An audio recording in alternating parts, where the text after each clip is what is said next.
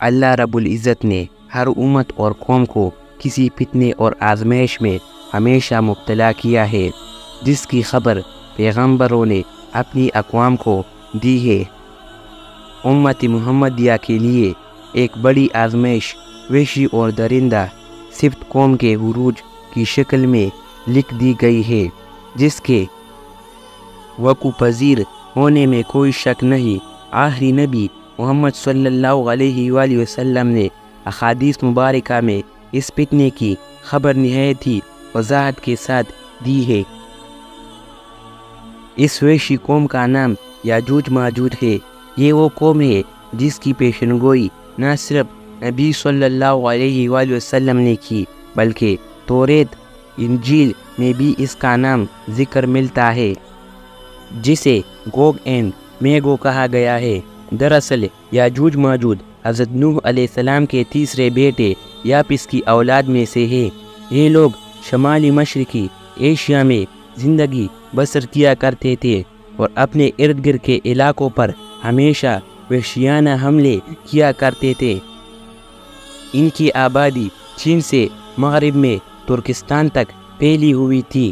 روایتوں میں آتا ہے کہ یاجوج ماجوج بنی آدم میں سے ہے، اور اگر انہیں پوری دنیا میں چھوڑ دیا جائے تو تباہی مچا دیں گے اور لوگوں کی معیشت تباہ کر ڈالیں گے۔ ان میں سے ہر کوئی آدمی اس وقت تک نہیں مرتا جب تک اپنی 1000 یا اس سے زیادہ اولاد نہ دیکھ لے۔ ان کے چہرے تہ بتیں ڈال کی طرح ہے۔ یہ لوگ لمبے قد کاٹ کے ہیں جو صنوبر کے درخت کے مانند ہے۔ ان میں سب سے لمبا شخص 3 بالش تک کا ہوتا ہے۔ یہ جس جاندار کے پاس سے گزرتے ہیں انہیں کھا جاتے ہیں۔ یہ موسم بہار میں اپنے غاروں سے نکلتے ہیں اور سبز کھاتے ہیں۔ ان کے پنجے اور دانت درندوں کی طرح ہے۔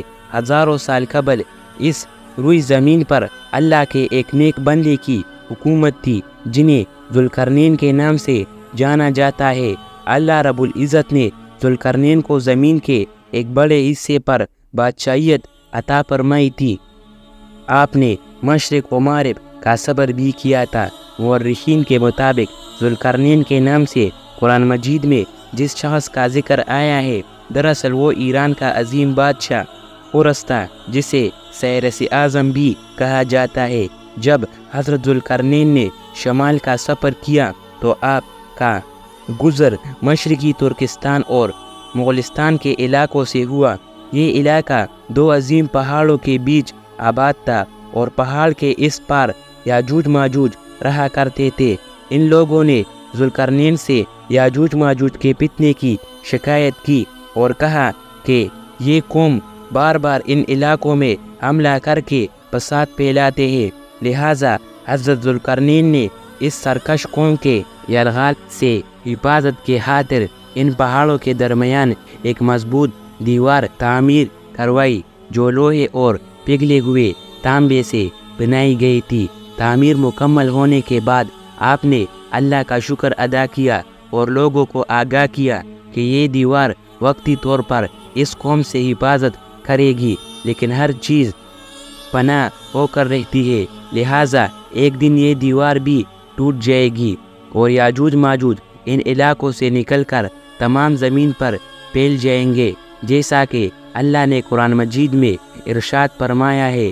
یہاں تک کہ جب یاجوج ماجوج کھول دیے جائیں گے اور وہ ہر بلندی سے دوڑتے ہوئے آئیں گے اور سچا وعدہ قریب آنے لگے گا۔ حضرت ابو ہریرہ سے روایت ہے کہ رسول اللہ صلی اللہ علیہ وآلہ وسلم نے فرمایا، پھر وہ دیوار توڑ کر لوگوں پر نکل آئیں گے، سارا پانی پی جائیں گے، لوگ قلہ بند ہو جائیں گے، وہ ہر ٹیلے سے بھاگتے ہوئے آئیں گے۔ ان کے اگلے افراد بحر تبریہ سے گزریں گے تو اس کا سارا پانی پی جائیں گے، اور ان کے آخری افراد وہاں سے گزریں گے تو کہیں گے کہ کبھی یہاں پانی ہوا کرتا تھا، اور حضرت عیسیٰ علیہ السلام اور ان کے ساتھی محصور ہو جائیں گے، یہاں تک کہ بیل کا سر تمہارے موجود 100 دیناروں سے بھی زیادہ قیمتی ہوگا۔ وہ اپنے تیر آسمان کی طرف پھینکیں گے، جنہیں اللہ خون لگا کر نیچے پھینکے گا تو وہ کہیں گے ہم نے آسمان والوں پر بھی غلبہ پا لیا ہے جس طرح ہم اہل زمین پر غالب ہے۔ ایک روایت میں ہے کہ بے شک یاجوج ماجوج روزانہ دیوار توڑتے رہتے ہیں، جب وہ مکمل ٹوٹنے کے قریب ہوتا ہے تو انہیں سورج کی شعاعیں نظر آ جاتی ہے۔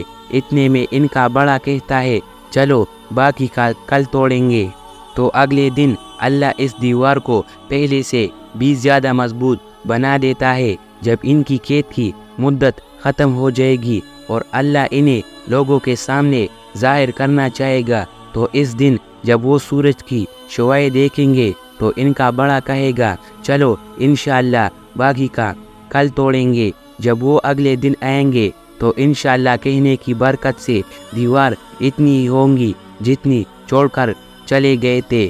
یوں وہ باقی دیوار توڑ کر باہر آ جائیں گے۔ دیوار توڑنے کے بعد یہ زمین میں خوب قتل و غارت گیری کریں گے۔ یہ سب قیامت کے قریب ہوگا۔ حضرت عیسیٰ علیہ السلام ان کے لیے ہلاکت کی دعا فرمائیں گے تو اللہ ان کی گردنوں میں کیڑے پیدا فرمائے گا جس سے یہ فوراً مر جائیں گے۔ پوری زمین پر ان کی لاشوں کی بدبو پھیل جائے گی۔ پھر اللہ ایک قسم کے پرندوں کو بھیجے گا جو ان کی لاشیں اٹھا کر جہاں خدا چاہے گا پھینک آئے گا۔ یاجوج ماجوج کا خاتمہ ہو جائے گا۔ مورخین اور محققین کے مطابق سرزمین قفقاز میں دریائے خزر اور دریائے سیاہ کے درمیان ایک پہاڑ کا سلسلہ ہے جو ایک دیوار کی طرح شمال اور جنوب کو ایک دوسرے سے الگ کرتا ہے۔ اس میں ایک دیوار کی طرح درہ بھی موجود ہے جو مشہور درہ دریال ہے۔ یہاں ایک قدیم تاریخ لوہے کی دیوار نظر آتی ہے۔ اس بنا پر بہت سے لوگوں کا نظریہ یہ ہے کہ دیوار ذوالقرنین یہی ہے، جبکہ کچھ مورخین دیوار چین اور دیوار ترمس کے دیوار ذوالقرنین مانتے ہیں۔ یہ تمام نظریات قیاس اور اندازوں پر مبنی ہے۔